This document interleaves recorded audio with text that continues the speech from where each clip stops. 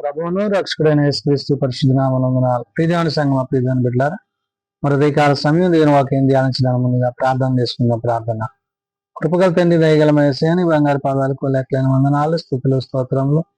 గతించిన రాత్రి అంతా నీ రెక్కల చాటును కాచి కాపాడి సంరక్షించిన దేవ హృదయకాల సమయం సజ్జల లెక్కను చేరి ప్రార్థించండుగా వాక్యమైన దేవ వాక్యం ద్వారా నాతో మాట్లాడి మీరే మహిమ ఘనత ప్రభావాలు పొందమని యేసునామమున అడుగుచున్నాం తండ్రి.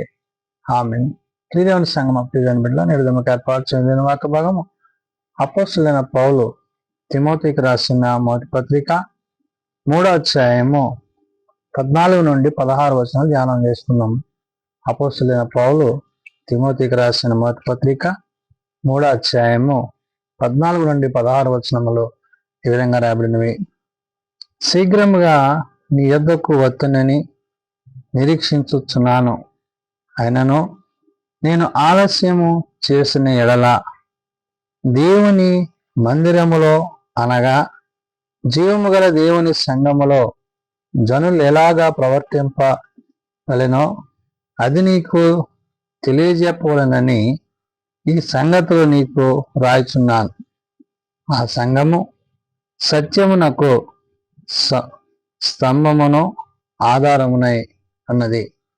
పౌలు భక్తుడైన తిమోతికి ఈ పత్రిక మొదటి పత్రిక రాస్తూ ఆత్మసాక్షిగా దేవుని యొక్క సంఘమందు అధ్యక్షత కలిగిన అర్హతలు కలిగిన వారుగా, పరిచారకులైన వారు ఎటువంటి అర్హతలు కలిగి ఉండాలో, వారు ప్రభువు పట్ల ఎటువంటి పరిచర్యను జరిగించేవారై ఉండాలో చెప్తున్నాడు.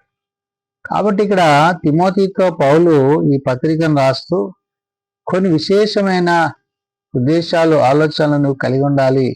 ఏంటంట? శీఘ్రముగా నీ యొద్దకు వత్తునని నిరీక్షించుతున్నాను అంటున్నాడు. అంటే ఆయన పౌలు తను తిమోతిని కలవబోతున్న సందర్భాన్ని ఉద్దేశిస్తూ, ఆ సందర్భంలో నేను నీకు చెప్పబోయే వాటిని ఏవైతే నీవు చెయ్యాలో, ఏవైతే నీవు చేయుట మేలుకరం అనే విషయాన్ని పౌలు ఇక్కడ తిమోతికి చెప్తా అంటున్నాడు. అయినను నేను ఆలస్యము చేసిన ఎడల దేవుని మందిరములో ఆయన అంటే ఏంటి? ఎందుకు ఆలస్యానికి ప్రధానమైన కారణం ఏంటంటే దేవుని యొక్క మందిరం ఉందే, ఆ మందిరం యొక్క ఉద్దేశాలను కూడా చెప్తూ ఏమంటున్నాడు? ఆలయం చేసిన ఎడల దేవుని మందిరములో అనగా జీవము గల దేవుని సంఘములో జనులు ఎలాగా ప్రవర్తింపబలనో అది నీకు తెలుపవలనని అన్నాడు.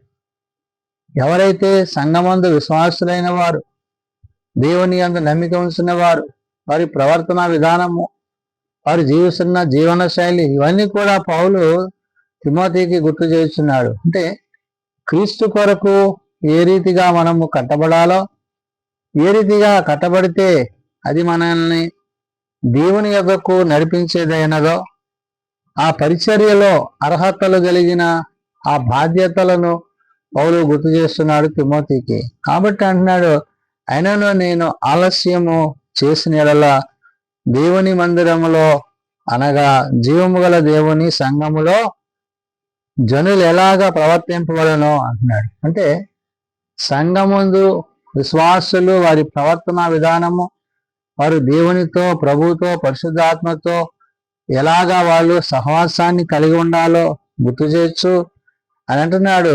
నీకు తెలియవలనని ఈ సంగతులను నీకు వ్రాయిచున్నాను అంటున్నాడు. అంటే ఏవైతే నీకు తెలుపబడలేదో అవన్నీ నీవు తెలుసుకొని తద్వారా నీవు ప్రభువులో, పరిశుద్ధాత్మలో ఆనాడు తాను తన పత్రిక ద్వారా తిమోతిని హెచ్చరిక చేస్తున్న పౌలు మాటలు. కాబట్టి అంటున్నాడు, ఈ సంగతులు నీకు రాయుచున్నాను. ఆ సంఘము సత్యమునకు స్తంభమును ఆధారమునై ఉన్నది అని. ఏ సంఘము? ఎవరైతే ప్రభు కొరకు, ప్రభు యొక్క రాజ్య సువార్త కొరకు ప్రత్యేకింపబడతారో, ఆ ప్రభు యొక్క మాటను బట్టి, ప్రభు యొక్క ఉద్దేశాన్ని బట్టి స్థిర విశ్వాసం కలిగి ఆ విశ్వాసంలో వారు కొనసాగుతున్న విధానం. కాబట్టి ఇక్కడ ఆ సంఘము సత్యమునకు స్తంభమును ఆధారమై ఉన్నది అన్నాడు. సత్యమనగా క్రీస్తుని, క్రీస్తుని ఆధారం చేసుకుని, క్రీస్తు మాటలను బట్టి, క్రీస్తు ఉపదేశములను బట్టి, క్రీస్తు ఏదైతే ఆ దినాలలో ఆయన తన శిష్యుల ద్వారా ఆయన సువార్తను, తండ్రి ప్రేమను వ్యక్తపరిచారో ఇవన్నీ కూడా పౌలు తిమోతికి గుర్తు చేస్తున్నాడు. అంటే సమాజంలో, సంఘములో మన యొక్క భక్తి విశ్వాసములు ఏ విధంగా దేవునితో సంబంధాన్ని కలిగి ఉండాలో గుర్తు చేశాడు. కాబట్టి ఆ సంఘము సత్యమునకు స్తంభముగా ఆధారమునై ఉన్నది అంటున్నాడు.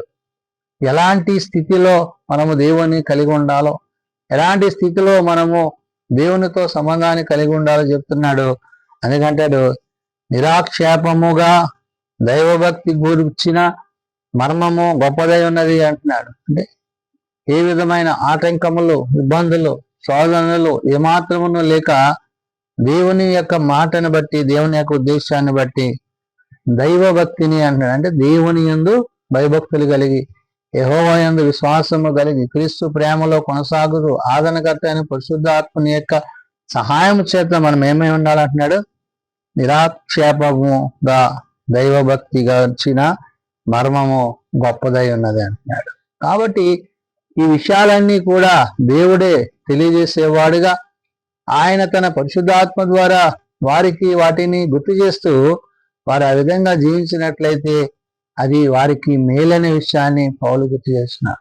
తిమోతితో ఈ మాటలన్నిటినీ పౌలు తన పత్రిక ద్వారా చెప్తూ అంటున్నాడు, ఆయన సశరీరుడుగా ప్రత్యక్షుడాయను అంటున్నాడు. ఎవరు? ప్రభువుని గురించి. శరీరము దాల్చి మానవుని వలె, మన వలె ఆయన ఈ లోకంలో జీవించి మన కొరకు ఆయన తన ప్రాణాన్ని అర్పించాడు.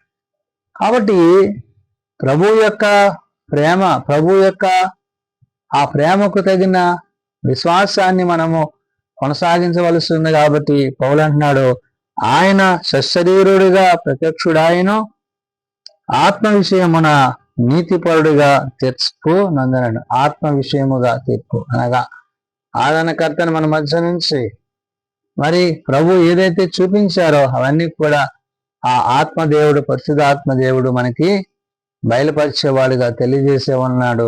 కాబట్టి ఆత్మ విషయమై నీతిపరుడని తీర్పు నందను అంటున్నాడు. దేవుని యొక్క మాటలో, దేవుని యొక్క ఉద్దేశంలో తాను ఎటువంటి విశ్వాసాన్ని కలిగి ఉన్నాడో మరి పౌలు తన విషయాన్ని తిమోతికి చెప్తూ అంటున్నాడు. దేవదూతలకు కనబడెను, రక్షకుడని జనములలో ప్రకటింపబడెను, లోకమందు నమ్మబడెను, ఆరోహణుడై తేజోమయుడాయని అంటాడు. కాబట్టి ఇక్కడ ప్రభు యొక్క లక్షణాలు, ప్రభు యొక్క ఉద్దేశాలు, ప్రభు యొక్క ఆలోచనలు, అంటే ఆయన తనకున్న సమస్తమైన వాటిని విడిచిపెట్టి నీ కొరకు, నా కొరకు ఆయన ఈ లోకానికి వచ్చి నశించిపోతున్న మనలను ఆయన తన ప్రేమ చేత రక్షించుకున్నాడు. కాబట్టి ఆ ప్రేమను ఇక్కడ గుర్తు చేశాడు. రక్షకుడని జన్మలలో ప్రకటింపబడను అంటున్నాడు. అవును, ఆయన రక్షకుడిగా శరీరధారిగా మన మధ్య నివసించి మనందరి దోషముల పాపములో ఆయన భరించి ఆ యొక్క శిలువలో త్యాగాన్ని చేశాడు. కాబట్టి ఇక్కడ క్రీస్తు యొక్క ఉద్దేశాలు అంటున్నాడు, లోకమందు నమ్మబడను అంటున్నాడు. ఎవరైతే ఆయన నమ్మిక ఉంచుతారో అతి వారందరూ కూడా ఆ రక్షణలోనికి కొనసాగుతారు. కాబట్టి నమ్మి బాప్తీసం పొందిన వాడు రక్షింపబడనని ప్రభువు సెలవిచ్చినట్లు ఆయన యందు నమ్మిక ఉంచి, ఆయన యందు విశ్వాసం ఉంచి మనం ఏమై ఉండాలో చెప్తా అంటున్నాడు. ఆరోహణుడై తేజోమయుడాయన అంటాడు. ఆరోహణము తిరిగి తండ్రి వద్దకు చేర్చబడ్డాడు. పరమునకు చేర్చబడిన ప్రభువు ఏవైతే మనకు సిద్ధపరచనై ఉన్నారో అవన్నీ కూడా సమకూర్చి సిద్ధపరిచి ఆయనతో మనము సదాకాలము జీవించాలనేది ఆయన యొక్క ఉద్దేశమై ఉంది. కాబట్టి నేడు నీవు ఆయన సన్నిధిలో ఆయన కొరకు కనిపెట్టినట్లయితే, ప్రార్థించినట్లయితే, దేవుని యందు విశ్వాసం ఉంచినట్లయితే, ఆ విశ్వాసములో దేవుడు నీ పట్ల ఎటువంటి ఉద్దేశాన్ని కలిగి ఉన్నాడో తిమోతికి ఆనాడు పౌలు తెలియజేస్తూ నేడు సార్వత్రిక సంఘానికి ఈ మాటలను గుర్తు చేస్తున్నాడు. కాబట్టి ఆరోహణుడై తేజోమయుడు ఆయన అంటున్నాడు. ఆరోహణుడైన ఆయన తేజోమయుడు, ఆయన తత్వం యొక్క మూర్తిమత్వాన్ని, తండ్రి కుమార పరిశుద్ధాత్మల యొక్క సమస్తమైన కార్యాలను నీవు నేను నేడు గ్రహించగలిగి ఆ గ్రహింపులో కొనసాగినట్లయితే ఆయన తప్పక మనలను తన రాజ్యమందు చేర్చును. కాబట్టి ఎవరైతే ఆయన శిష్యులుగా, ఎవరైతే ఆయన బిడ్డలుగా, ఎవరైతే ఆయన కుటుంబముగా ఉంటారో అట్టి వారికి ఆయన సమస్తమును సమకూర్చి జరిగించునని ఆనాడు పౌలు తిమోతితో ఈ మాటలని పత్రికను రాస్తూ 7 సార్వత్రిక సంఘము ప్రభు కొరకు ప్రత్యేకింపబడవలసి ఉన్నదనే విషయాన్ని ఉదయకాల సమయంలో పౌలు తెలియజేసిన మాట ప్రార్థన చేసుకుందాం. మమ్మల్ని మిక్కిలిగా ప్రేమించిన మా తండ్రి, కృపగలిగిన దేవ, అవును నాయన, నీ వాక్యమును బట్టి, నీ సత్యమును బట్టి, నీ ఉద్దేశములను బట్టి నాయన, నీ ఆలోచనలు బట్టి మేము జీవించడానికి మాకు నేర్పించండి తండ్రి. ఏది ఉత్తమమో, ఏది ఉన్నతమో, ఏది నిశ్చితమైనదో దానిని జరిగించడానికి నీ సహాయం దయచేయండి. ప్రత్యేకించిన ఆయన ఆయా ప్రార్థన అవస్థలు కలిగిన కుటుంబాలను ప్రత్యేకపరిచారు. హాస్పిటల్స్, దీనిల వద్ద ఆయా బలహీన స్థితిలో ఉన్న వారిని ముట్టి లేవనెత్తండి. ఏ ఒక్కరూ నశించకుండా అందరూ మారు మనసు కలిగి పాపక్షమాపణ కలిగి నీ నిత్యరాజ్యంలో చేరగలిగిన దయచేయండి. చిన్న బిడ్డలు, యవనులు, పెద్దలు, వృద్ధులు ప్రతి వారిని వారి వారి తరగతిలో చెప్పిన ఆశీర్వదించి దీవించి అయినా నేడిదిన పరిచర్యలో, సేవలో మీరు మాకు తోడైనవని, మడల కాల పరిచర్యలో మరి యొక్క దినాన్ని సజీవులుగా నేను స్థుతించే సాధించే ధన్యత, యోగ్యత మీరు మాకు అనుగ్రహించినందుకే సమస్త మహిమా ఘనత ప్రభావాలు మీరే పొందుకొని మంది యేసునామమున అడుగుచున్నాము తండ్రి, ఆమేన్. పరలోకమందున్న మా తండ్రి, నీ నామము పరిశుద్ధపరచబడుగాక, నీ రాజ్యం వచ్చుగాక, నీ చిత్తం పరలోకమందు నెరవేర్చినట్లు భూమి మీద నెరవేరుగాక. మానవ దయచేయండి.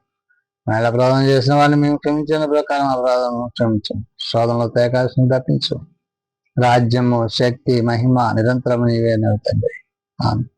మన పరమ తండ్రి దేవుని ప్రేమ, ప్రభువైన యేసుక్రీస్తు కృప, ఆదరణకర్త అయిన పరిశుద్ధాత్మ సహాయము సదా తోడండి సంరక్షించును గాక. ఆమేన్.